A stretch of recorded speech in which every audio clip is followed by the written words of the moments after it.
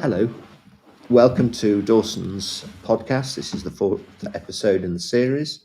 We'll be covering all sorts of different topics related to the auction and art world in the coming weeks. This one is on the subject of what's in your attic.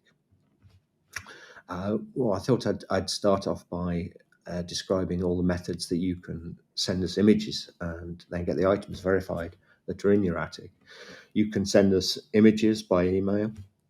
The whole process has been simplified. Dawson's has thought this out quite well. And on the website, you can see that there's actually a facility to upload images. There's no need to send them via email. You can actually send them via the website from your phone. Also, now there's a facility. We had one very good virtual valuation day the other day, and we've got one coming up on the 8th of March, which is quite exciting. It's a case of phoning up ahead of time or emailing in and booking an appointment, and then we'll see you virtually. You'll see either myself or you will see Edward, who will be doing the jewellery, and we can give you some advice from there. The items that are in attics are quite often things which are unfashionable, have been painted, are slightly damaged, but they mustn't be disregarded as just junk. I mean, sometimes they are junk. Other times they do have considerable worth. I found all sorts of things in attics and sheds and outbuildings. In fact, one of the most expensive pieces, one of the most valuable pieces of my career, came from a farm. Came from a barn on a farm in Northamptonshire, and it was a desk which was commissioned from Gillows of Lancaster by the Botfield family. The Botfield family, they were coal merchants in Lancashire, and Beriah Botfield had made a lot of money in coal at the end of the 18th century, and he had two sons, and both of them were called Beriah Botfield, believe it or not. I think, how would he refer to them? Beriah 1 and Beriah 2, I guess. And he was acutely aware of the fact that he'd earned his money through getting his hands dirty and his merchant status, and he wanted his sons to be aesthetes and people of great learning. So he sent them to, I think he sent them to Cambridge to get their education, and he set about collecting and forming one of the finest Gothic libraries in Europe at the time, at Norton Hall, now long gone thanks to the Royal Engineers, who demolished it as an exercise after the Second World War. They had a very, very fine library, which was fitted out by Gillows of Lancaster.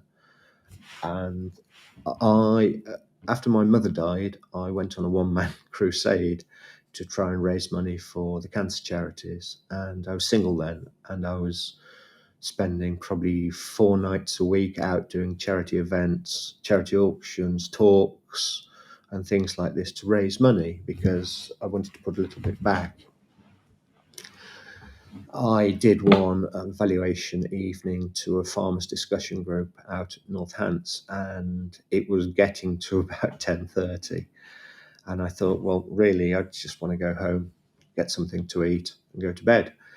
And I was sort of closing up for the evening, and thank you for all being great and all the rest of it. This chap came up to me with a cigarette packet. And he said, I've got a desk at home. And I said, jokingly said to him, I said, well, I tell you what, I probably won't come and see it this evening. And he said, it's by Gillows of Lancaster. And I said, oh, yes, a name that's known to me, quite a famous name. So I gave him a card and I said to him, look, give me a call. And when you're available, we'll see if we can sort something out and I'll come and see you. Now, I'm a funny old stick, really, in as much as I think that sometimes fate takes a hand. In fact, I know fate takes a hand. And the next day, I was working in Leicestershire at the time, and I had the morning booked out in appointments, and I had 2 cancellations. And then I had a phone call from this farmer that I'd seen the night before, and he said, could you pop over and have a look? Anyway, I went over there, and I drove there, and I met his wife. and his wife told me the story that they were having to leave the farm. They were tenant farmers, but the land was being sold. They'd been farming on the land. His father had farmed it beforehand, and the farm was being sold. The problem was that the way farming was at the time, they couldn't afford to buy the farm. So anyway, with that, the farmer came in and he was slightly upset with his wife for having told me their tale of woe. And he said, right, come on into the barn, let's see this thing. There was a large, half the size of a car object under a tarpaulin. So he flicked the tarpaulin off. And there was the most fantastic mahogany, reformed Gothic writing table I've ever seen. Anyway, I looked at it and I was quiet for a second or two. And he said, what do you think it's worth? What do you think it's worth? Now, I just, first of all, need to say that this was in the age when you could actually buy a house for 70,000, 50,000, probably in the East Midlands at the time, or probably a little bit more for a slightly better house.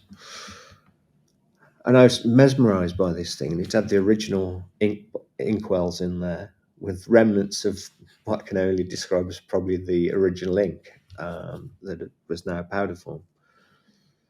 And I looked at him and I said, I think this is going to make between 50 and 60. And he said, no, I've had it valued already. Someone has valued it at £1,000. And I said, sorry. And he said, no, I've had it valued at £1,000. And I said, well, no, it's 50 to 60,000. Anyway, by the by, I think he thought that I was just trying to sort of cheer him up in the light of his wife's indiscretion with the information about the farm. So I said, well, look, here's my card. If you decide you want to sell it, please give me a call. I'd be very interested. By the time I got back to the sale room, he'd called and phoned, and I phoned him back. And he said to me, he said, well, if you're so confident you can sell it, he said, if you can get me 10,000 for it, I'll be a happy man.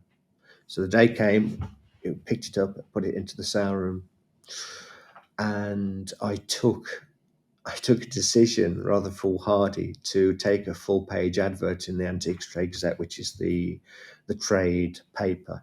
It has been for many, many years, at the cost of, I think it was about £800, which I was in hot water for because I'd taken the decision to do this.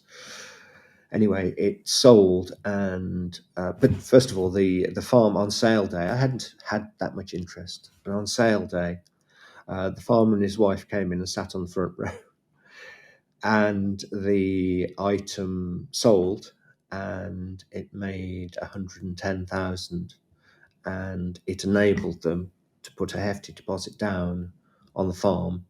And actually, I think my client now has gone to greener pastures, but I think that the family is still farming there. In fact, I know the family is still farming there. So it's amazing actually what does come out of attics. You never know. We can't promise it all the time, but these things do crop up. This was a barnyard find. Originally, the story goes that the farmer told me later that what happened was he and his father, when the estate was dissolved, the Norton estate, after the demolition by the Royal Engineers, because as in quite a few of the large country houses, the military commandeered the large country houses to have them as regional command posts, and they would take over the house lock, stock and barrel. And I have to say that quite a lot of houses deteriorated due to the mistreatment or the use of the military, and a lot were demolished. Anyway, this was demolished in just after the war. I think it was 1947, and the contents were relegated to the outbuildings, and the estate was dissolved in the 1950s, and it was sold in a hotel on Bridge Street, I think it was, in Northampton. And my client and his father attended the sale with the intention of buying up their parcel of land. Unfortunately, they got trounced by an Oxford College trust fund who bought it as an investment. But the father didn't want to go home empty-handed, and so I think he'd gone to have a few refreshments at the bar and decided to buy something. Didn't want to go away empty-handed. Bought this huge desk that was duly loaded onto the back of the pickup truck, and They then went home. The farmer's wife wasn't terribly pleased. He and the desk were relegated to the barn, but eventually he was let back. But the desk stayed there, and so it was in there for between 50 and 60 years. So there we are. Just a little reminiscence there. Thank you very much.